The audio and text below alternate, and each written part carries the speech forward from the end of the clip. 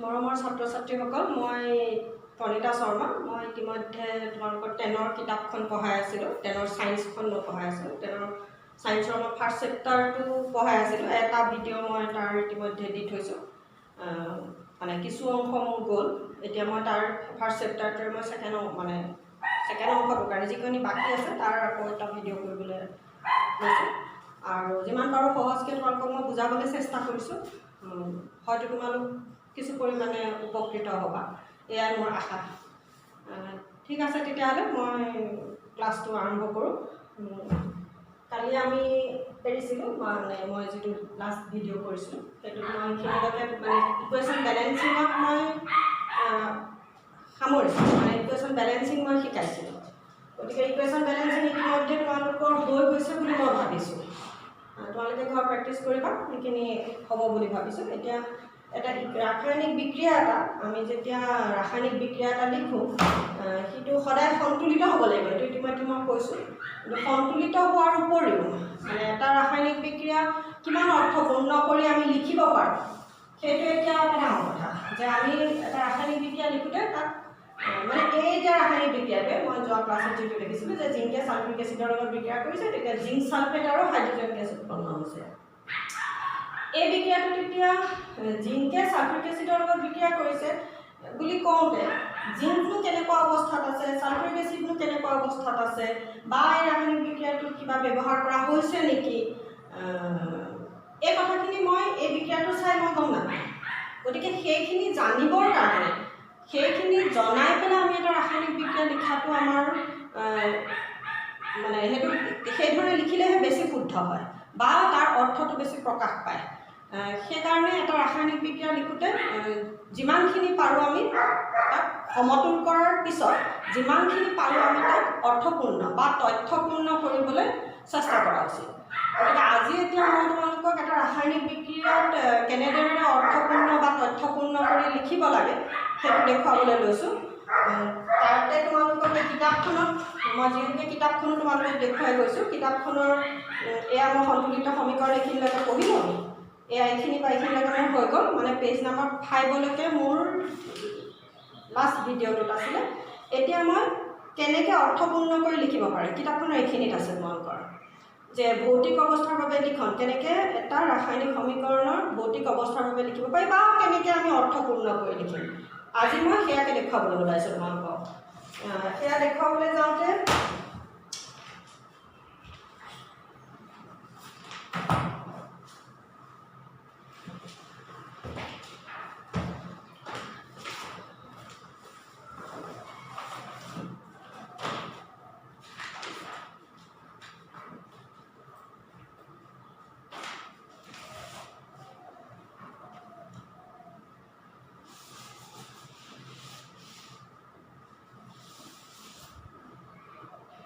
এইটো এতিয়া আমি জিংক এতিয়া আমি প্ৰথম আমি অৱস্থাত এতিয়া লিখিম যে ভৌতিক অৱস্থা কেনেকৈ আছে। যে ভৌতিক অৱস্থা বুলি কোৱাৰ লগে লগে যে ভৌতিক অৱস্থা বুলি যেতিয়া কওঁ, ভৌতিক অৱস্থা বুলি কোৱাৰ লগে লগে ইয়াৰ দুটা জুলীয়া আৰু গেছীয় কি হ'ব পাৰে, দুটা জুলীয়া আৰু গেছীয়। দুটা জুলীয়া গেছীয় বুলি কওঁতে দুটাৰ কাৰণে আমি S ব্যৱহাৰ কৰিম, জুলীয়াৰ কাৰণে আমি L ব্যৱহাৰ কৰিম, গেছীয়ৰ কাৰণে আমি G ব্যৱহাৰ কৰিম, আৰু যদি জলীয় দ্ৰৱ হয় বা দ্ৰৱ বুলি যদি তোমালোকৰ থাকে তেতিয়াহ'লে আমি AQ ব্যৱহাৰ কৰিম।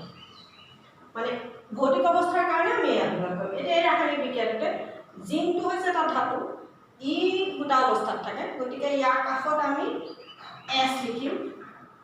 ছালফিউৰিক এচিড ই তৰল অৱস্থাত থাকে, আৰু তৰল অৱস্থাত থাকিলেও ছালফিউৰিক এচিডে ই পানীত জলীয় দ্ৰৱ অৱস্থাত থাকিব, গতিকে ইয়াত আমি AQ লিখিম। তাৰপিছতে জিংক ছালফেট ই দ্ৰৱীভূত হৈ থাকিব, গতিকে ই AQ হ'ব, আৰু হাইড্ৰজেন যিহেতুকে গেছ উৎপন্ন হৈছিলে G লিখিম। তেনেকৈ এইটোতো একেটা কথা, একেটা হেৰি যে জিংকে ছালফিউৰিক এচিডৰ লগত লঘু ছালফিউৰিক এচিড বা লঘু হাইড্ৰক্লৰিক এচিডৰ লগত বিক্ৰিয়া কৰিলে কি হয়। গতিকে জিংকে বা হাইড্ৰক্লৰিক এচিডৰ লগত বিক্ৰিয়া কৰিছে, জিংক হৈছে ধাতু, সলিড, এয়া ভৌতিক অৱস্থা লিখিছোঁ hydrochloric acid AQ zinc chloride ই দ্ৰৱত দ্ৰৱীভূত হৈ থাকিব AQ হাইড্ৰজেন হৈছে গেছ এয়া হ'ল G এই ধৰণে আমি লিখিম ভৌতিক অৱস্থা আৰু যদি কেনেবাকৈ কোনোবা এটা ৰাসায়নিক বিক্ৰিয়াত কিবা যদি মানে শৰ্ত থাকে যে তাৰ প্ৰেছাৰ মানে চাপ ইমান হ'ব লাগিব বা তাৰ তাপ প্ৰয়োগ কৰা হৈছে বা তাৰ উষ্ণতা ইমান আছিলে তেনেকুৱা ধৰণৰ কথাবোৰ যদি আহে বা শৰ্ত যদি থাকে যে ৰাসায়নিক বিক্ৰিয়াটো তেতিয়াহে সংঘটিত হ'ব যেতিয়া তাৰ বায়ুমণ্ডলীয় চাপ ইমান হ'ব লাগিব বা এটা ৰাসায়নিক বিক্ৰিয়া তেতিয়াহে সংঘটিত হ'ব যেতিয়া তাৰ উষ্ণতা ইমান থাকিব এনেকুৱা কথাবোৰ হৈছে শৰ্ত গতিকে শৰ্ত যদি দিয়া থাকে তেতিয়াহ'লে শৰ্তবোৰ এই কাঁড়চিনডালৰ ওপৰলৈ লিখে এই কাঁড়চিনডাল মই কৈছিলোঁ এই কাঁড়চিনডালে বিক্ৰিয়াটাৰ দিশ সূচায় আৰু গতিকে এই কাঁড়চিনডালৰ ওপৰতে তাৰমানে আমি শৰ্তটো লিখিব লাগিব মই তেনেকুৱা এটা লিখি দেখুৱাইছোঁ চোৱা তোমালোকৰ কিতাপতে ইতিমধ্যে আছে মই তাকে কিনি বিচাৰিছিলোঁ এয়া যে এইটো কাৰ্বন মনক্সাইডে হাইড্ৰজেন গেছৰ লগত যেতিয়া বিক্ৰিয়া কৰে তেতিয়াই মিথানল উৎপন্ন কৰে বা মিথাইল এলকহল উৎপন্ন কৰে আমি মিথাইল এলকহল এইবোৰ আমি হাইড্ৰকাৰ্বনৰ যিটো চেপ্টাৰ আছে কাৰ্বনৰ চেপ্টাৰ আছে তাত পঢ়িলে আমি এইখিনি ভালকৈ লিখিব পাৰিম বা ভালকৈ জানিম এতিয়া ইয়াত যিখিনি আছে সেইটোকে চাওঁ যে কাৰ্বন মনক্সাইডে হাইড্ৰজেন গেছৰ লগত বিক্ৰিয়া কৰিব তেতিয়াহে বিক্ৰিয়া কৰিব যেতিয়া 340 বায়ুমণ্ডল 340 বায়ুমণ্ডল এটমস্ফেৰিক প্ৰেছাৰ হ'ব গতিকে 340 এটমস্ফেৰিক প্ৰেছাৰটো হৈছে শৰ্ত গতিকে সেই 340 এটমস্ফেৰিক প্ৰেছাৰটো আমি ক'ত লিখিব লাগিব কাঁড়চিনডালৰ ওপৰত লিখিব লাগিব এতিয়া মই সেইটোকে লিখিছোঁ চোৱা তোমালোকক দেখুৱাইছোঁ কেনেকৈ লিখে ৰাসায়নিক বিক্ৰিয়া এটা লিখোঁতে আমি মই বাৰে বাৰে কৈছোঁ যে তাক আমি প্ৰথম জুইজৰাৰ সৈতে কম্পাউণ্ডবোৰ লিখোঁতে শুদ্ধ হ'ব লাগিব তাৰপাছত তাক মই সমতুল কৰিব লাগিব কাৰণ যিটো law of conservation of mass আছিলে ভৰৰ নিত্যত্বতা সূত্ৰ সেই সূত্ৰমতে ভৰ দুইফালে সমান হৈ থাকিব লাগিব আৰু সেইবাবে আমি তাক বেলেঞ্চ কৰিব লাগিব তাৰ বেলেঞ্চ কৰাৰ পিছত তাৰ পিছৰ কথাটো হৈছে কি আমি তাৰ মানে পদাৰ্থবিলাকৰ কম্পাউণ্ডবিলাকৰ আমি ভৌতিক অৱস্থা লিখিব লাগিব আৰু ভৌতিক অৱস্থা লিখাৰ সমানে যদি কিবা চৰ্ত থাকে তেতিয়াহ'লে আমি চৰ্তটো লিখিব লাগিব আৰু তেতিয়াহে এটা ৰাসায়নিক বিক্ৰিয়া বা মানে এটা ৰাসায়নিক বিক্ৰিয়া সমীকৰণৰ ৰূপত উপস্থাপন কৰাটো সম্পূৰ্ণ শুদ্ধ হ'ব গতিকে আমাৰ যিটো কিতাপত বিক্ৰিয়া আছে তোমালোকৰ যে কাৰ্বন মনক্সাইডে হাইড্ৰজেনৰ লগত বিক্ৰিয়া কৰিব তেতিয়া বিক্ৰিয়া তেতিয়াহে কৰিব যেতিয়া 340 এটমস্ফেৰিক প্ৰেছাৰ হ'ব গতিকে আৰু তেতিয়া কি উৎপন্ন হ'ব মিথানল উৎপন্ন হ'ব মিথাইল এলকহল উৎপন্ন হ'ব এই ৰাসায়নিক বিক্ৰিয়াটো মই প্ৰথম লিখিলোঁ লিখাৰ পিছত মোৰ প্ৰথম কাম হ'ব তাক মই সমতুল কৰোঁতে মই যোৱা ক্লাছটোত বা যোৱা যিটো ভিডিঅ' আছে তাত দেখুৱাইছিলোঁ ইয়াত কাৰ্বন অক্সিজেন হাইড্ৰজেন আছে কাৰ্বন হাইড্ৰজেন অক্সিজেন এই তিনিটা মৌল আছে এই তিনিটা মৌলৰ প্ৰতিটোৰে পৰমাণুৰ সংখ্যা সমান হ'ব লাগিব তেতিয়াহে ভৰ সংখ্যা সমান হৈ যাব আৰু সেইটো কৰিবলৈ যাওঁতে মই ইয়াক প্ৰথমতে ডাঙৰটোৰ পৰা কৰিবলৈ কৈছিলোঁ আৰু সেয়াই হৈছে কি এতিয়া প্ৰথম মই হাইড্ৰজেনৰ পৰা তাক মই বেলেঞ্চ কৰিম বেলেঞ্চ কৰোঁতে মই কি কৰিবলগীয়া হৈছে ইয়াত 2 এটা ব্যৱহাৰ কৰিবলগীয়া হৈছে যাৰ ফলত কি হৈ গৈছে হাইড্ৰজেন 2 × 4 2 2 জাৰ 4 হাইড্ৰজেন 4 হৈছে ইয়াতো 3 এয়া 1 4 এইটো এটা কথা ইয়াত এতিয়া মই হাইড্ৰজেন এই কম্পাউণ্ডটোত হাইড্ৰজেন কাউণ্ট কৰোঁতে এই তিনিটোৰ লগত ইয়াত 3 হাইড্ৰজেনৰ তলত 3 আছে এই হাইড্ৰজেনৰ তলত 1 আছে গতিকে সেইটো কিন্তু প্লাছ হ'ব আকৌ ইয়াত এইটো মাল্টিপ্লাই নহয় আকৌ এইটো কিন্তু প্লাছে হ'ব 3 + 1 4 হৈ আছে হাইড্ৰজেন 4 আছে গতিকে এইফালে যেতিয়া মই 2 এটা দিলোঁ এই দুইটোৱে কিন্তু মাল্টিপ্লাই হ'ব এইটো মই যোৱা ভিডিঅ'টোত কথাখিনি কৈছিলোঁ কিন্তু এই কথাটো মই সেইদিনাখন থাকি গৈছিলে ভিডিঅ'টোত যে থাকি যোৱা বুলিও নহয় আচলতে মই তেতিয়া তেনেকুৱা এটা কম্পাউণ্ড তোমালোকৰ হেৰি লৈ পেলাই বেছি হেৰি কৰিব খোজা নাছিলোঁ এতিয়া আমি যিহেতুকে এইখিনিতে এইটো পাইছোঁ এইটো পাত মই সেইটো বস্তু ক্লিয়াৰ কৰিছোঁ যে এয়া 3 এয়া 1 4 এয়া কিন্তু যোগ হ'ব আকৌ কাৰণ একেটা কম্পাউণ্ডত হাইড্ৰজেনটো দুবাৰ দেখুৱাই দিছে গতিকে এই ক্ষেত্ৰত 3 + 1 4 হ'ব আৰু এয়া 4 হোৱাৰ কাৰণে ইয়াত 2 দি দিয়াৰ লগে লগে এয়া 4 হৈ গ'ল কাৰ্বন এটা হাইড্ৰজেন 4 হ'ল অক্সিজেন ইয়াত এটা ডেট মিনছ এইটো বেলেঞ্চ হ'ল এই কুৱেশ্যনটো এতিয়া বেলেঞ্চ হ'ল বেলেঞ্চ হোৱাৰ পিছত প্ৰথম বেলেঞ্চ কৰিলোঁ তাৰ পাছত মোৰ কথাটো হৈছে কি ইয়াৰ ভৌতিক অৱস্থা লিখিব লাগে ভৌতিক অৱস্থা বুলি কওঁতে কাৰ্বন মনক্সাইড হৈছে এটা কাৰ্বনৰ দুটা কম্পাউণ্ড কম থাকে এটা হ'ল কাৰ্বন মনক্সাইড আনটো হৈছে কাৰ্বন ডাই অক্সাইড মানে কাৰ্বনৰ অক্সাইড যৌগ দুটা তাৰে এটা হৈছে কাৰ্বন মনক্সাইড এটা কাৰ্বন ডাই অক্সাইড কাৰ্বন ডাই অক্সাইড তোমালোকে শুনিয়ে থাকা যে আমি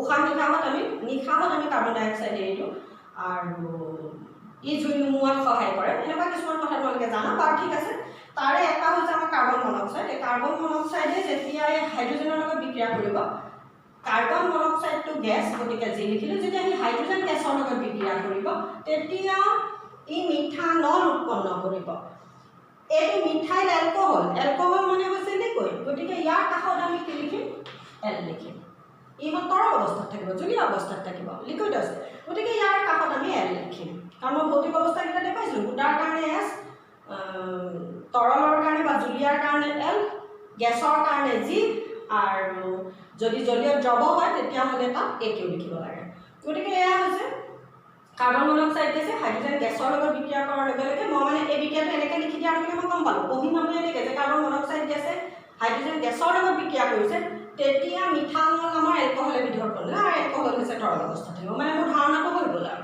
কিন্তু এই বিক্ৰিয়াটো তেতিয়াহে সংঘটিত বা এনেকৈতো এতিয়া শুদ্ধ হোৱা নাই এনেকৈতো বিক্ৰিয়াটো এনেই মই এটা টেষ্ট টিউব ল'লোঁ এই দুটা গেছ মিহলাই দিলোঁ তেতিয়াতো এইটো বিক্ৰিয়া সংঘটিত নহয় কাৰণ এই বিক্ৰিয়াটো তেতিয়াহে সংঘটিত হ'ব যেতিয়া এই এটমস্ফিয়াৰিক প্ৰেছাৰ 340 হ'ব 340 বায়ুমণ্ডলীয় চাপ আহিব এই কথাটো মই কাৰ্চিংডালৰ ওপৰত লিখিব লাগিব 340 গতিকে তোমালোকে কিতাপত লিখিছে 340 বায়ুমণ্ডলীয় চাপ এই কথাটো তোমালোকৰ এতিয়া এই কিতাপখনৰ কাৰ্চিংডালৰ ওপৰত লিখিছে গতিকে সেয়া হৈছে চৰ্ত মানে যদি আমি কিবা এটা ৰাসায়নিক বিক্ৰিয়া কিবা এটা চৰ্ত থাকে তেতিয়াহ'লে সেইটো ইয়াত কৰিম আকৌ যদি কেতিয়াবা আমি তাপ ব্যৱহাৰ কৰিবলগীয়া হয় কোনোবা এটা ৰাসায়নিক বিক্ৰিয়াত আমি তাপ ব্যৱহাৰ কৰোঁ তেতিয়া তাপ ব্যৱহাৰ কৰাটো কি কৰে এই কাৰ্চিংডালৰ ওপৰত এনেকুৱা থাকে মানে এনেকুৱা কিছুমান যিটো চৰ্ত থাকিব সেইটো ইয়াত লিখিব লাগিব 2 নম্বৰ ইকুৱেশ্যনটো তোমালোকক দিছে যে সালোক সংশ্লেষণৰ যিটো বিক্ৰিয়া সালোক সংশ্লেষণৰ বিক্ৰিয়াটো কি হয় আমি জানো যে গছে নিজৰ খাদ্যবস্তু প্ৰস্তুত কৰে সেইখিনি আমি বায়'লজিত আকৌ সেইটো এটা চেপ্টাৰত আমি সেইটো কুৱেশ্যন পঢ়িবও লাগিব কিন্তু এতিয়া আমাৰ কেমেষ্ট্ৰি ফাৰ্ষ্ট চেপ্টাৰটোত দিছে গতিকে মই কৈ আছোঁ তোমালোকে যিটো কিতাপত ছেকেণ্ড ইকুৱেশ্যনটো দিছে যে কাৰ্বন ডাই অক্সাইডে পানীৰ লগত বিক্ৰিয়া কৰিছে কৰোঁতে গ্লুক'জ উৎপন্ন কৰে আৰু অক্সিজেন আৰু পানী উৎপন্ন কৰে সমানে সমানে গতিকে এইটো হৈছে কি যে এয়া কাৰ্বন ডাই অক্সাইড তাৰপাছত পানী বিক্ৰিয়া কৰিব কেতিয়া বিক্ৰিয়া কৰিব সূৰ্যৰ পোহৰৰ উপস্থিতিত গতিকে এইটো সূৰ্যৰ পোহৰ 12 মিনিট সূৰ্যৰ পোহৰ আৰু কি লাগিব ক্ল'ৰফিল লাগিব মানে এইকেইটা হ'ল চৰ্ত গতিকে এইকেইটা হ'লেহে কাৰ্বন ডাই অক্সাইডে পানীৰ লগত গছজোপাত বিক্ৰিয়া কৰিব এইকেইটা বস্তু যদি গছজোপাত নপৰে মানে সূৰ্যৰ পোহৰ যদি নপৰে মানে ৰাতিৰ ভাগত সূৰ্যৰ পোহৰ নাথাকে তেতিয়া কাৰ্বন ডাই অক্সাইডে পানীৰ লগত বিক্ৰিয়া নকৰে গতিকে এইটো হ'ল চৰ্ত এই চৰ্তটো আমি কাৰ্চিংডালৰ ওপৰত আৰু তেতিয়া কি হ'ব গ্লুক'জ উৎপন্ন হ'ব C6H12O6 এয়া হ'ল গ্লুক'জ এইটো হৈছে কি গ্লুক'জ তাৰপাছত আৰু লগত কি উৎপন্ন হ'ব অক্সিজেন উৎপন্ন হ'ব এইখিনি বায়ুমণ্ডললৈ ওলাই যাব এয়া এনেকৈ আমি লিখিম আচলতে আৰু লগত কি উৎপন্ন হ'ব পানী উৎপন্ন হ'ব এতিয়া ভাব এই ৰাসায়নিক বিক্ৰিয়াটো সমতুল হৈ থকা নাই এইটো মই লিখাটো এতিয়া সদ্যহতে মোহাৰিছোঁ তোমালোকক বুজাবৰ কাৰণে যে কাৰ্বন ডাই অক্সাইড গেছ ই পানী লিকুইড অৱস্থাত থাকিব সূৰ্যৰ পোহৰ ক্ল'ৰফিলৰ উপস্থিতিত হ'ব কি হ'ব গ্লুক'জন উৎপন্ন কৰিব আৰু লগত অক্সিজেন উৎপন্ন কৰিব পানী উৎপন্ন কৰিব এই অক্সিজেন আৰু পানী ভাগ গছজোপাই তাৰ পত্ৰান্তৰেদি বায়ুমণ্ডললৈ উলিয়াই দিব ই ওলাই গুচি যাব গতিকে মই কাৰটো মাৰোঁতে আছিলে ওলাই গুচি যাব এইটো বুজাইছিলোঁ বাৰু ঠিকে আছে তোমাৰ কিতাপতে কাৰটো নাই কিন্তু আমি মাৰিলেও কোনো ভুল নহয় আকৌ এতিয়া চোৱাচোন ই বেলেঞ্চ হৈ থকা নাই কিন্তু ই সমতুল হৈ থকা নাই আকৌ ইয়াত কাৰ্বনৰ এটা আছে এইফালে কাৰ্বন 6টা আছে গতিকে আমি ইয়াত বেলেঞ্চ কৰিবলৈ হ'লে কি হ'ব ইয়াত আমি ছয় সেইখিনি বেলেঞ্চটো তোমালোকে নিজে যখন কৰিবলৈ চেষ্টা কৰিবা এতিয়া মই যিহেতুকে জানো গতিকে মই লিখিছোঁ 6টা কাৰ্বন ডাই অক্সাইড লাগিব 12টা পানীৰ অণু লাগিব মানে 6টা কাৰ্বন ডাই অক্সাইডে 12টা পানীৰ অণুৰ লগত বিক্ৰিয়া কৰিলে এটা গ্লুক'জন উৎপন্ন কৰিব 6টা অক্সিজেনৰ অণু বায়ুমণ্ডললৈ উলিয়াই দিব আৰু 6টা পানীৰ অণু বায়ুমণ্ডললৈ এৰি দিব। এতিয়া কথা হ'ল ইয়াৰ ভৌতিক অৱস্থা কি? ই কাৰ্বন ডাই অক্সাইড হৈছে ই গেছ, পানী হৈছে ই লিকুইড। এইটো হৈছে কি এই পানীত মানে গছজোপাত পানীত দ্ৰৱীভূত হৈ থাকিব। গতিকে ইয়াৰ কাষত মই কি লিখিম? AQ লিখিম। AQ লিখিম। অক্সিজেন গেছ বায়ুমণ্ডললৈ ওলাই যাব, গতিকে ইয়াৰ কাষত মই G লিখিছোঁ। তাৰ সমানে মই এই কাৰ্চিনডাল মাৰিছোঁ। ডেট মিনছ ই বায়ুমণ্ডললৈ ওলাই যাব, এই গেছটো কোনেও সংগ্ৰহ কৰা নাই। এনেকৈ যেতিয়া কাৰ্চিনডাল মাৰি দিয়া হয় তাৰ মানে কি বুজা যায় যে ই মানে বিক্ৰিয়াটোত উৎপন্ন হোৱা গেছটো ওলাই গুচি গৈছে, তাক সংগ্ৰহ কৰা হোৱা নাই। আৰু লগত কি উৎপন্ন হৈছে? পানী। এই পানী ভাগ কি অৱস্থাত থাকিব? গেছীয় অৱস্থাত, মানে কি পানী ওলাই নাযায়, জলীয় বাষ্প হিচাপে ওলাই যাব গছজোপাৰ পৰা। গতিকে এই পানী ভাগো ইয়াৰ কাষত কি লিখিম? আমি G লিখিম। মই ইয়াত নুজুৰিলে, গতিকে এইখিনিতে লিখিছোঁ। নিশ্চয় বুজি পাইছা কথাটো। গতিকে কি হৈছে? কাৰ্বন ডাই অক্সাইড গেছ, পানী তৰল অৱস্থাত আছিলে, সূৰ্যৰ পোহৰ আৰু ক্লৰ'ফিল হৈ গ'ল। এই বিক্ৰিয়াটোৰ কাৰণে চৰ্ত কাৰ্চিনডালৰ ওপৰতলৈ লিখিলোঁ। এটা গ্লুক'জ অণু উৎপন্ন হৈছে, সি গছজোপাৰ পানীত দ্ৰৱীভূত হৈ থাকিব, গতিকে সি AQ লিখিলোঁ। অক্সিজেন উৎপন্ন কৰিব সালোক সংশ্লেষণ প্ৰক্ৰিয়াত। এই অক্সিজেন ভাগ বায়ুমণ্ডললৈ ওলাই যাব, ই গেছ, ই বায়ুমণ্ডললৈ ওলাই যাব, কাৰ্চিন মাৰিছোঁ। পানী ইও গেছ, ইও পানী বায়ুমণ্ডললৈ ওলাই যাব, ইয়াৰ কাষতো আমি আচলতে কাৰ্চিনডাল মাৰিব লাগে। এয়া হ'ল এই বিক্ৰিয়াটো যেতিয়া মই দেখিলোঁ, দেখাৰ লগে লগে মই একো সুধিব নালাগে। মই গম পাই গ'লোঁ যে 6টা কাৰ্বন ডাই অক্সাইডৰ অণুৱে 12টা পানীৰ অণুৰ লগত বিক্ৰিয়া কৰিছে, কৰোঁতে এটা গ্লুক'জ অণু উৎপন্ন হৈছে, তাতে 6টা অক্সিজেন আৰু 6টা পানীৰ অণু উৎপন্ন হৈছে। আৰু এই সিহঁতৰ অৱস্থাবোৰ, ভৌতিক অৱস্থাবোৰ মই গম পাই গ'লোঁ। আৰু তাৰ কাৰণে চৰ্ত হৈছে কি সূৰ্যৰ পোহৰৰ ক্লৰ'ফিল লাগিব, নহ'লে এই বিক্ৰিয়াটো সংঘটিত হ'ব নোৱাৰে। আৰু যদি হ'লহেঁতেন কাৰণে কাৰ্বন ডাই অক্সাইড পানী আকৌ বায়ুমণ্ডলতো থাকে, বায়ুমণ্ডলতো গ্লুক'জ উৎপন্ন হৈ থকা নাই। গতিকে চৰ্তটো হৈছে কি গছজোপাৰ ভিতৰত যেতিয়া সোমাব, গছজোপাৰ ভিতৰত ক্লৰ'ফিলত যেতিয়া সোমাব, আৰু তাৰ লগত যদি গছজোপাত সূৰ্যৰ পোহৰ পৰে, তেতিয়াহে এইটো বিক্ৰিয়া হয়। সেয়া হ'ল চৰ্ত। এতিয়া কথা হ'ল এই বিক্ৰিয়াটো মই আৰু এটা কথা কওঁ, আমি মানে এই বিক্ৰিয়াটো মই পঢ়োঁতে বা এই বিক্ৰিয়াটোৱে বা মই যিকোনো সমতুল কৰা বিক্ৰিয়া পঢ়োঁতে আমি এনেকৈ মৌলতো পঢ়িব পাৰোঁ। মই 6টা পানীৰ অণু 6টা কাৰ্বন ডাই অক্সাইডৰ অণু নকৈ মই 6 মল কাৰ্বন ডাই অক্সাইড 12 মল পানী যদি লগ লাগে, তেতিয়া কি হয়? 1 মল, মানে ইয়াত এটা আছে, 1 মল গ্লুক'জ 6 মল অক্সিজেন 6 মল পানীৰ উৎপন্ন হয়। আমি মলতো ক'ব পাৰোঁ, যিটো আমি 9ত শিকিছিলোঁ। মল আমি পঢ়িছিলোঁ, যিটো গ্ৰাম আণৱিক ভৰ, কোনো এটা পদাৰ্থৰ গ্ৰাম আণৱিক ভৰক 1 মল বুলি কোৱা হয়। গতিকে মই সেই গ্ৰাম আণৱিক, সেই মলতো আমি বিক্ৰিয়াটো আমি পঢ়িব পাৰোঁ। বাৰু ঠিক আছে। এইখিনিতে আৰু এটা কথা হৈছে কি, এই বিক্ৰিয়াটোৰ পৰা পৰীক্ষাত আহিবলগীয়া প্ৰশ্নটো হৈছে, যে মেট্ৰিকত যদি আহিবলগীয়া প্ৰশ্নটো হৈছে যে চিধা চিধি এই বিক্ৰিয়াটো লিখা, সমতুল সমীকৰণ লিখা, অৰ্থপূৰ্ণ সমীকৰণ লিখা, তথ্যপূৰ্ণ সমীকৰণ লিখা, চিধা চিধি প্ৰশ্ন। তাৰ লগত যদি অকণমান পকাই পেলাই দিওঁ বুলি ভাবে, তেতিয়াহ'লে এনেকুৱা হ'ব পাৰে যে এটা গ্লুক'জ অণু উৎপন্ন হ'বৰ বাবে কেইটা কাৰ্বন ডাই অক্সাইড, বায়ুমণ্ডলত কেইটা কাৰ্বন ডাই অক্সাইডৰ প্ৰয়োজন হয় গছজোপাক, বা এটা অক্সিজেন অণু এটা গ্লুক'জ অণু উৎপন্ন হ'বৰ বাবে কেইটা পানীৰ অণু প্ৰয়োজন হয়, বা তোমাক এটা হ'ব পাৰে এটা গ্লুক'জ অণু প্ৰস্তুত কৰোঁতে গছজোপাৰ বায়ুমণ্ডললৈ কেইটা অক্সিজেন অণু এৰি দিব পাৰে। আৰু তেনেকৈ যদি ইয়াত 5টা গ্লুক'জ অণু গছজোপাই উৎপন্ন কৰিছে, দিনটোত যদি 5টা, তাতকৈতো বেছি উৎপন্ন কৰে, কিন্তু হ'লেও কথাটো কৈছোঁ যে 5টা যদি গ্লুক'জ অণু উৎপন্ন কৰিছে, তেতিয়াহ'লে গছজোপাই বায়ুমণ্ডললৈ দিনটোত কেইটা অক্সিজেন এৰি দিব, সেইটো হ'ল ঐকিক নিয়মৰ অংক। গতিকে সেইখিনি অকণমান পকাই পেলাই সুধো বুলি ক'লে সেই ধৰণৰ প্ৰশ্ন হ'ব পাৰে। গতিকে সেইধৰণে সেইটো নিশ্চয় বুজিছা। এটা গ্লুক'জ অণুৰ কাৰণে 6টা লাগিব, গতিকে 2টা গ্লুক'জ অণুৰ কাৰণে 6 × 2 = 12টা কাৰ্বন ডাই অক্সাইড লাগিব। এটা গ্লুক'জ অণুত যদি 6টা অক্সিজেন ওলায়, 5টাত কিমান ওলায়? 6 × 5 5টা হ'বলৈ হ'লে তাৰমানে 6 × 5 = 30টা অক্সিজেনৰ অণু ওলাই যাব। মানে এই ধৰণৰ ঐকিক নিয়মৰ অংক, তেনেকুৱা ধৰণৰ প্ৰশ্ন সুধিব পাৰে।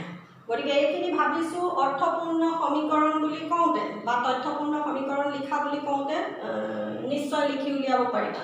এইটো নামটো কি কৈছিলোঁ, এইটো হ'ল মিথানল বা মিথাইল এলকহল। এইটো মিথানল বা মিথাইল এলকহল। এইটো আমি যেতিয়া কাৰ্বন চেপ্টাৰ পঢ়িম ভালকৈ জানিম এইটো লিখিবলৈ। গতিকে এইখিনিতে তোমালোকক মই এইখিনি কৈ আছোঁ। এয়া যে ভৌতিক অৱস্থা আমি কেনেকৈ লিখিম এইখিনিত আছে তোমালোকৰ।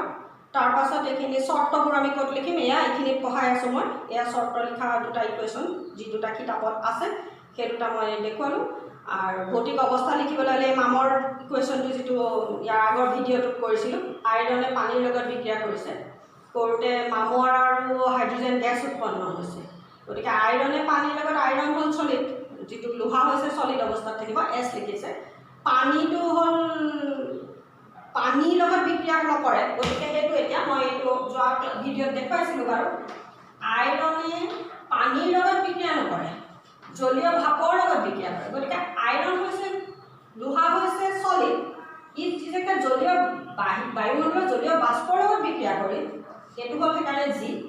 তাৰপাছত যিটো মামৰ হ'ব সেইটো আমি দেখিছোঁ, মামৰ চটাচটকৈ লোহাৰডালৰ ওপৰৰ পৰা এৰাই এৰাই গৈ থাকে, চটাচটকৈ মানে লোহাডাল ক্ষয় নিয়ায় আৰু। গতিকে সেইটো হ'ল Fe3O4, এইটো হ'ল ফেৰছ' অক্সাইড, আৰু লগত কি উৎপন্ন হৈ পাইছিলা, হাইড্ৰজেন গেছ। গতিকে ই হ'ল হাইড্ৰজেন গেছ। এয়া মামৰটো হৈছে চলিড। গতিকে এয়া অথনি ইকুৱেশ্যনটো মই বেলেঞ্চ কৰিবলৈ শিকাইছিলোঁ। এই অক্সিজেনে বেছিকৈ আছে, বেছিৰ পৰা আনি পেলাই অক্সিজেন আটাইতকৈ বেছি আছে, বেছিটোৰ পৰা আৰম্ভ কৰিব কৈছোঁ। গতিকে ইয়াত যদি মই 4টো লগাই দিওঁ আৰু এই 3টো ইয়াত লগাই দিলে আমাৰ বেলেঞ্চ হৈ গৈছিলে। গতিকে 4 2 8, ইয়াত আকৌ এটা 4 লগাই দিবলগীয়া হৈছিলে। মই যোৱা ভিডিঅ'টোত দেখুৱাইছিলোঁ এইটো ইকুৱেশ্যন বেলেঞ্চ। কিন্তু সেয়া মানে ইয়াত এতিয়া আমি ভৌতিক অৱস্থাবোৰ ইয়াত পানী দেখিছোঁ বুলিকে মই এল লগাই দিয়া নাই। তাৰমানে মামৰ উৎপন্ন হওঁতে লোহাডালে পানীৰ লগত বিক্ৰিয়া নকৰে, সি বায়ুমণ্ডলৰ জলীয় বাষ্পৰ লগতহে বিক্ৰিয়া কৰিব কৰি ফেৰছ'ফেৰিক, এইটো কি বুলি ক'লোঁ মই, ফেৰছ'ফেৰিক অক্সাইড, ফেৰছ'ফেৰিক অক্সাইড, এইটো হ'ল ফেৰছ'ফেৰিক অক্সাইড।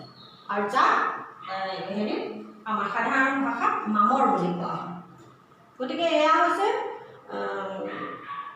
তথ্যপূৰ্ণ সমীকৰণ। কেনেকৈ লিখে তথ্যপূৰ্ণ সমীকৰণৰ বাবে মই দিলোঁ। এতিয়া তোমালোকে এই বিক্ৰিয়াখিনি অকণমান কৰিবলৈ চাবা যে হাইড্ৰজেন প্লাছ ক্লৰিন এইকেইটা আছে। বেৰিয়াম ক্লৰাইড, ছডিয়াম ছালফেট, যিটো পেজ নাম্বাৰ 6ত আছে।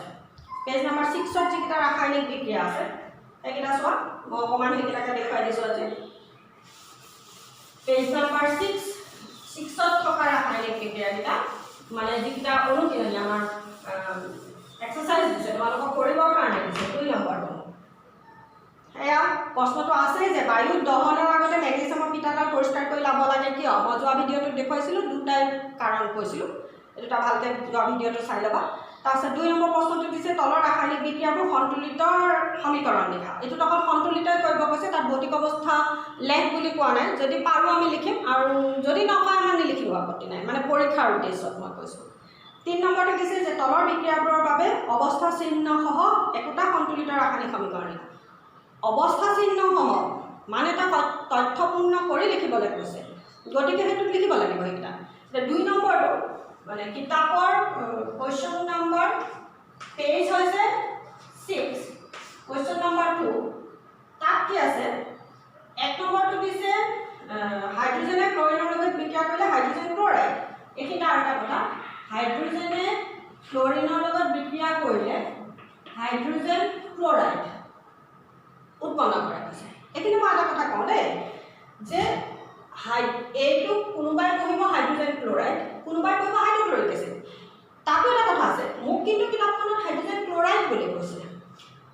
Hydrogen chloride, hydrogen bromide, hydrogen iodide, এই এনেকুৱাবিলাক মানে যিকেইটা এচিড, সেইকেইটা যদি হাইড্ৰজেন ক্লৰাইড বুলি ক'লে, সেই হাইড্ৰজেন ক্লৰাইড বুলি কোৱাৰ লগে লগে তাৰ ভৌতিক অৱস্থা হৈছে গেছীয়।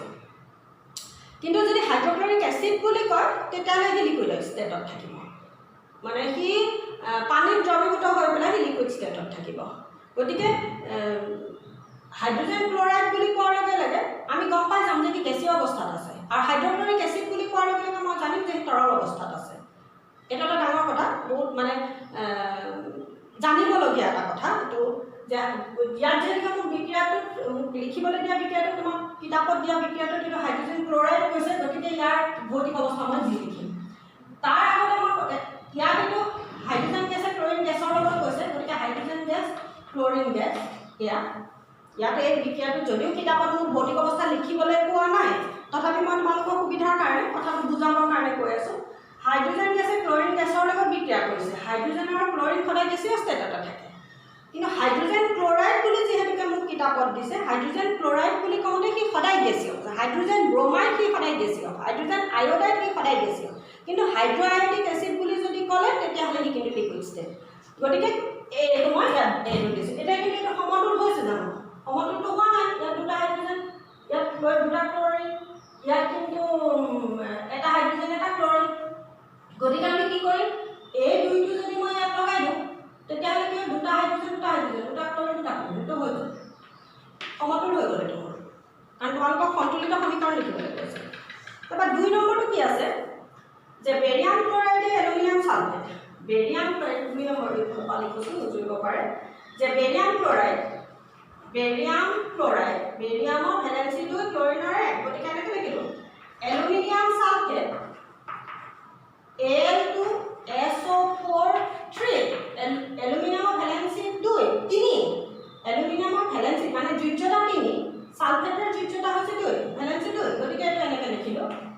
তাৰ পাছতে আহিলে বেৰিয়াম সালফেট, বেৰিয়ামৰো 2 সালফেটৰো 2, গতিকে ইয়াতো 2 হ'ব ইয়াতো 2 হ'ব। যেতিয়া দুইটা একে হৈ থাকে তেতিয়া নিলিখে, গতিকে ইয়াত মই একো লিখা নাই। Barium sulphate plus aluminium chloride, aluminium এয়া ক্লৰাইড, ক্লৰিনৰ 1 এলুমিনিয়ামৰ 3। এতিয়া এইটো বেলেঞ্চ কৰিব লাগে। বেলেঞ্চ কৰিব যাওঁতে ইয়াত যেনেকৈ সালফেট এটা আছে, ইয়াত 3টা আছে, এই 3টো মই ইয়াত দি দিলোঁ। দি দিয়াৰ লগে লগে কি হৈ গ'ল? সালফেট এয়া বেৰিয়াম আকৌ ইয়াত 3 হৈ গ'ল, গতিকে ইয়াত এটা মই 3 লগাই দিলোঁ। মানে তেনেকৈ কৰি গৈ থাকিম। ইয়াত 3 লগাই দিয়াৰ লগে লগে 3 2 6 ক্লৰিন 6টা হৈ গ'ল। ইয়াত কিন্তু ক্লৰিন 3টা আছে, ইয়াত এটা 2 লগাই দিলোঁ, হৈ গ'ল। এই 2টো ইয়াত দিয়াৰ লগে লগে এলুমিনিয়াম 2, ইয়াত এলুমিনিয়াম 2টা আছে, চোৱা এইটো হৈ গ'ল, এইটো হৈ গ'ল, এইটো হৈ গ'ল। এবাৰ আহিলে 3 নম্বৰ ইকুৱেশ্যন।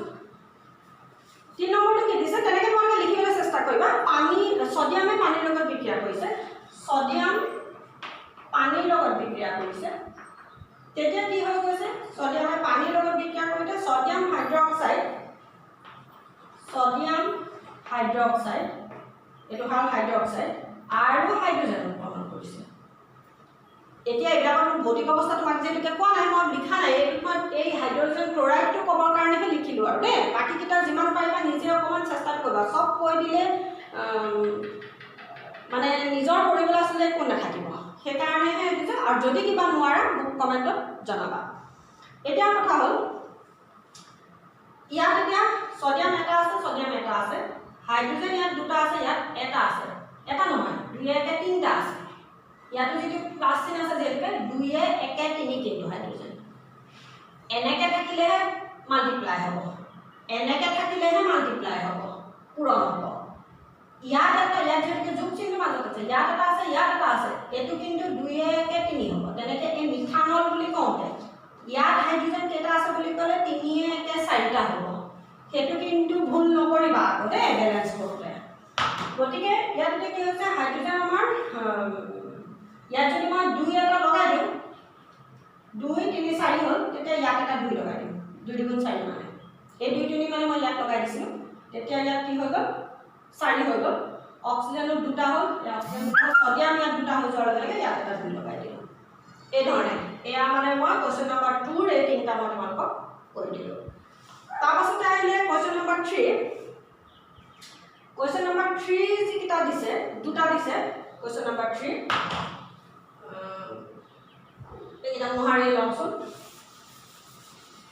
এইবাৰ আহিলে পেজ নম্বৰ 6ৰ কুৱেশ্যন নম্বৰ 3। কুৱেশ্যন নম্বৰ 3 হৈছে কি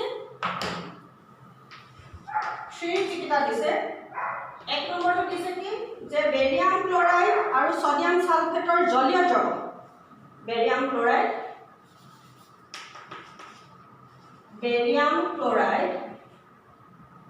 ছডিয়াম সালফেট সালফেট এইবোৰ লিখিব জানিব লাগিব আগতে ইহঁত দুটাৰ জলীয় দ্ৰৱ কৈছে জলীয় দ্ৰৱ বুলি কওঁতে ইয়াত কি আহিব কাৰণ এইটো অৰ্থপূৰ্ণকৈ লিখিবলৈ দিছে এই দুটা একেই জলীয় দ্ৰৱৰ মাজত বিক্ৰিয়া ঘটি অদ্ৰাব্য মানে সি গোটা অৱস্থা কিবা এটা হ'ল সি দ্ৰৱীভূত নহয় নাই হোৱা তলত অৰ্ধক্ষিপ্ত হৈ গৈছে গতিকে সেইটো সি গোটা অৱস্থাত আহিলে অদ্ৰাব্য মানে তাৰ ভৌতিক অৱস্থাটো কি হ'ব গোটা অৱস্থা এছ লিখিব লাগিব মানে অদ্ৰাব্য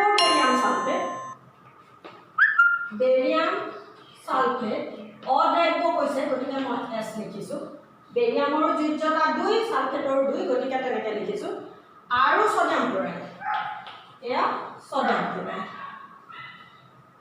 উৎপন্ন হ'ল গতিকে এইটোক বেলেঞ্চ কৰিবলৈ যাওঁতে বেৰিয়াম এটা আছে ক্লৰিন ইয়াত দুটা আছে ইয়াত কিন্তু এটা আছে এই দুইটো মই ইয়াত লগাই দিম ছডিয়াম দুটা আছে এইটো দুই লগাই দিয়াৰ লগে ছডিয়াম দুটা সালফেট এটা এইটো বেলেঞ্চ হৈ গ'ল ইয়াত অৰ্থপূৰ্ণও কৰি দিলোঁ মই ছডিয়াম ক্লৰাইড বুলি কওঁতে ইয়াৰ কাষত কি লিখিব লাগিব এইটো কাৰণ ছডিয়াম ক্লৰাইডৰ দ্ৰৱ প্ৰস্তুত হৈছে কৈছে মোৰ এইটো থাকি গ'ল এয়া ছডিয়াম ক্লৰাইডৰ কাষতো কিউ লিখিব লাগিব তাৰ 2 নম্বৰ ইকুৱেশ্যনটো কি আছে যে ছডিয়াম হাইড্ৰক্সাইড আমি অকণমান আগতে লিখিছিলোঁ ছডিয়াম হাইড্ৰক্সাইডৰ দ্ৰৱ কিউ পানীত দ্ৰৱীভূত হৈ আছে